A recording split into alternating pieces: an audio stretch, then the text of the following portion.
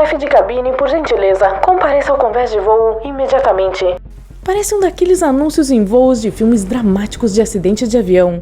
Ninguém jamais iria querer ouvir isso na realidade, mas infelizmente foi exatamente isso que os passageiros do Air Transat 236 ouviram quando seu avião ficou sem combustível em algum lugar no céu sobre o Atlântico. Deveria ser um voo regular da Air Transat de Toronto, no Canadá, para Lisboa, em Portugal. O tempo estava bom naquela noite de agosto e o voo 236 decolou sem atrasos às 20h52 do horário local. Tinha 306 pessoas a bordo, 293 passageiros e 13 tripulantes. Muitos passageiros eram canadenses entusiasmados com suas férias de verão na Europa e portugueses expatriados visitando suas famílias do outro lado do oceano. O capitão do voo era Robert Pichet, um profissional de 48 anos com uma experiência de 16.800 horas de voo. Seu copiloto era Dirk de Jager, um homem de 28 anos que tinha 4.800 horas de voo.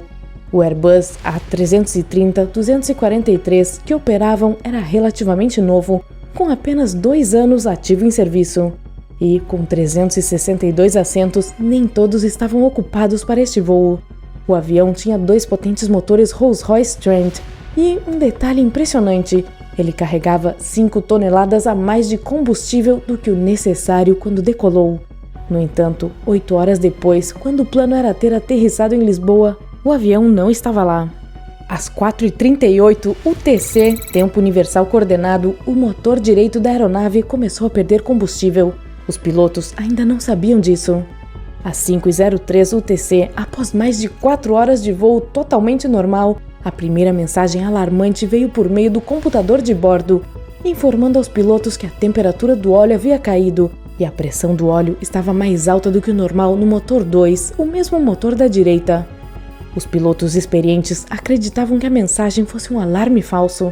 Eles informaram o centro de controle de manutenção sobre isso, mas permaneceram calmos, afirmando que não havia motivo para preocupação. Às 5h36 UTC veio outro aviso, dessa vez sobre um desequilíbrio de combustível. Os pilotos novamente pensaram que fosse um alarme falso e seguiram o protocolo para a situação. Eles tentaram transferir o combustível do tanque da asa esquerda para o tanque da asa direita para restabelecer o equilíbrio. Mas isso não ajudou porque a mangueira de combustível já estava danificada e a aeronave estava perdendo combustível a uma velocidade alarmante de 3,7 litros por segundo. Como resultado, a temperatura do óleo continuou a cair e a pressão do óleo a subir. Foi nessa hora que os pilotos perceberam que algo realmente estava errado e chamaram a chefe de cabine.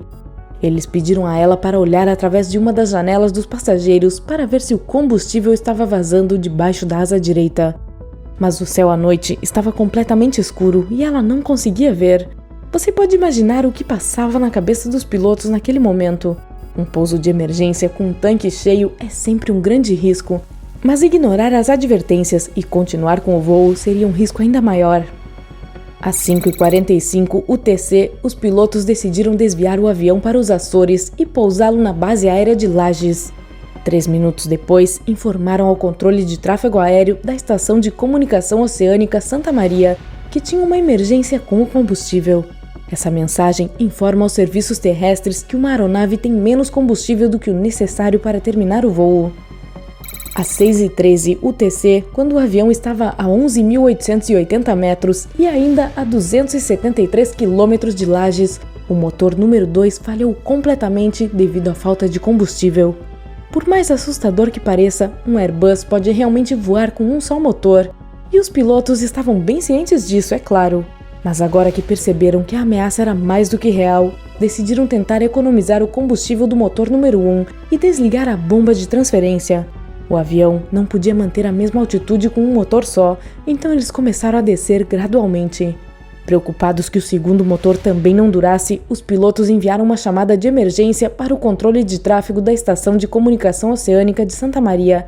Esse sinal é chamado de Mayday na aviação. 13 minutos depois, e a 120 km da base, o motor número 1 ficou sem combustível também. Quando posteriormente perguntado sobre essa situação, o capitão Pichet disse aos repórteres: Quando você não tem um dos motores, mais cedo ou mais tarde você vai cair, você sabe disso. Tudo o que importava para ele era salvar as vidas dos passageiros e da tripulação. Ele só tinha uma opção agora, planar pelo resto do trajeto até a base. O Sr. D. Jagger, que foi o copiloto no voo 236, lembra que eles estavam voando como se estivessem em um simulador, lidando com os novos problemas que surgiam a cada minuto. Claramente, não era uma situação comum, então eles tinham que pensar rápido e tomar decisões rápidas para controlar tudo de alguma forma. O avião perdeu sua principal fonte de energia elétrica, mas ainda tinha a turbina de ar de emergência. Ela só produzia energia suficiente para alimentar 30% dos sistemas do avião, e os flaps, os freios alternados e os spoilers estavam todos desligados. O sistema de intercomunicação também foi desligado, de modo que o copiloto de Jagger teve de gritar instruções de segurança para a tripulação da cabine. E mesmo que desejassem chegar à base, eles não podiam descartar a possibilidade de um pouso na água e avisaram aos passageiros para colocarem os coletes salva-vidas. O verdadeiro pânico na cabine começou quando as máscaras de oxigênio caíram às 6h31 UTC. Todos os serviços de emergência foram ativados em solo, esperando que o avião pousasse com segurança. Os pilotos perceberam que tinham apenas de 15 a 20 minutos e uma tentativa para pousar com segurança e salvar os passageiros. O fato de poderem ver a base aérea no horizonte lhes deu alguma esperança. Enquanto isso, os passageiros estavam orando para saírem vivos dessa. Uma mulher que voava para Lisboa com o marido lembrou-se mais tarde de terem agarrado as mãos um do outro, torcendo para não cair no oceano. Mal dava para controlar a aeronave, planando para baixo com pequenas hélices que davam apenas o mínimo de hidráulica. Os pilotos perceberam que o avião estava indo muito alto e muito rápido para um pouso seguro. O capitão fez uma volta de 360 graus e alguns giros em S para ficar pelo menos um pouco mais baixo.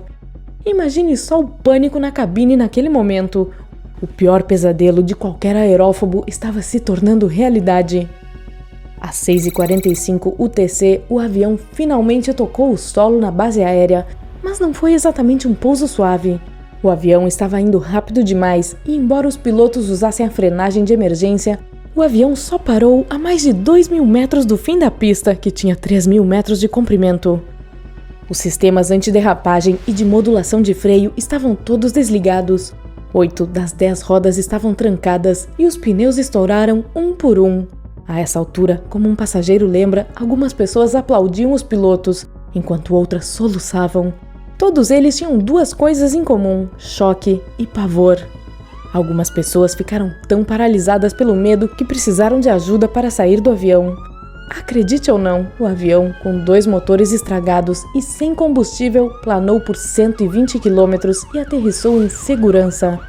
A tripulação do Air Transat 236 foi a primeira na história a conseguir uma aterrissagem como essa. 14 passageiros e 2 tripulantes precisaram de ajuda médica e 2 pessoas ficaram gravemente feridas durante a evacuação. Mas o mais importante foi que ninguém morreu nesse voo.